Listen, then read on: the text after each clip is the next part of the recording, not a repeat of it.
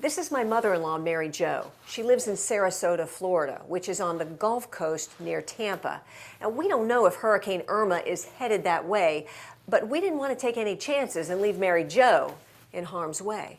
I just sort of had images of Harvey and my mom trying to get out of her house. I just can't imagine any of it. Like, we knew immediately she had to leave. My sister-in-law, Megan Minnell, was part of a flurry of family messages this morning between brothers and sisters. We love the fact Mary Jo lives in Florida, but right now, for an elderly person who has trouble getting around, it could be very dangerous with a major hurricane approaching.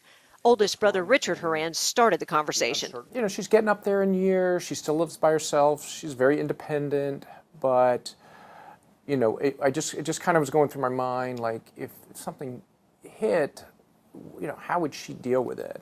You sent out a question, Yeah. should we look into a flight? Yeah. And I mean, it was like an hour before you guys were like, bam, bam, bam, Yeah. flight bought. It was Right. so quick. Right. Well, part of it was I checked to see what was available, and on United there was nothing available out of the airport she normally would fly out of. When I started looking at flights, it became very obvious that it was going to be limited flights, and she needs a direct flight to DC.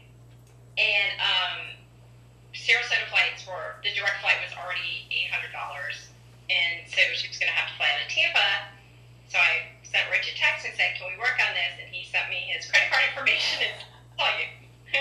Here, go for it, Megan. Oh, hey, Mom, it's Richard and Peggy's with me. Megan bought Mary Jo a ticket on a flight to D.C. tomorrow night. So far, no one's worrying about it. I think, you know, because it's absolutely gorgeous. It's 90 degrees, and, you know, it looks fine.